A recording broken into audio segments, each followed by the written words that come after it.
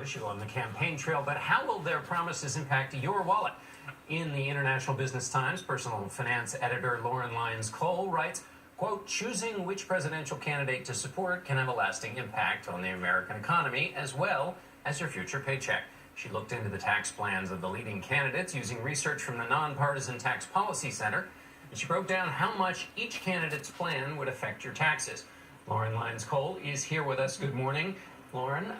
So how did you figure out how this would impact, how each plan would impact people? Well, the Tax Policy Center really did that heavy-hitting work. They looked at all of the different plans and analyzed how your paycheck would change based on your annual income. So we just pulled that data in, put it into a calculator so that you can really see how your paycheck would potentially change depending on who gets elected. So let's start with Donald Trump. How would his tax plan impact those making less than $55,000 a year? So to his credit, Donald Trump proposes to increase everyone's paycheck. So if you're making less than, or let's say you are making $55,000 a year, you're going to see about $300 a month, about $150 per paycheck increase under a Donald Trump presidency, if that is, he's able to get his tax plan through Congress, which may prove difficult. And what about those on the higher end of the pay scale? So with Trump, of course, it's going to benefit the wealthy the most. So as you go up, your paycheck would increase drastically, which would benefit him as well, I guess. And to be clear, though, before we move on, though, most of the tax analysis shows, though, that his plan would also blow a hole in the deficit, right? That's a very big point. So under his proposal, we would end up with $9.5 trillion in federal deficit over the next decade, which is just drastically greater than anything we've seen before. It's a huge, adds a lot to the deficit. Okay. Let's talk about Hillary Clinton. Where does she stand in terms of a tax plan? Number one, what is the average salary in this country? So the median salary is $54,000 in America, and getting to about $250,000 is where you're really in the top 1%.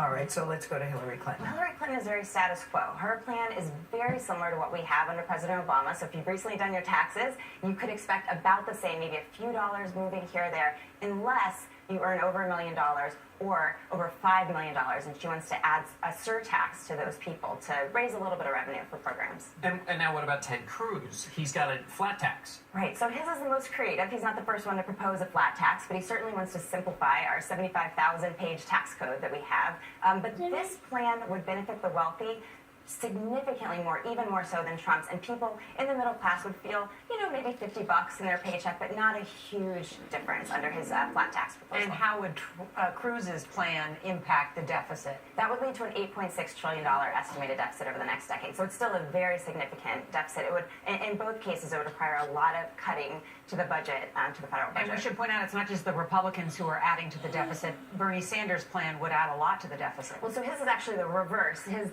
would raise so much tax revenue, it's actually more extreme than Donald Trump's proposal to cut taxes.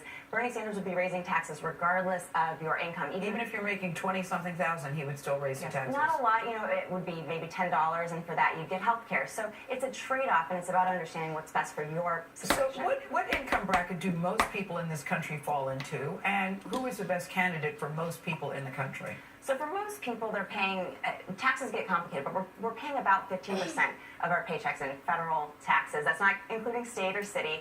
And for most people, Donald Trump is going to put the most money back into your paycheck.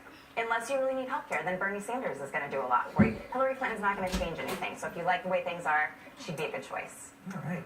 Lauren Lyons-Cole. Really interesting. Something else to think about. Yeah, no, I like breaking that down. Just in good information. As tax time is, we're all sending our paperwork and figuring out how much we owe. Right. Thank you. Yes.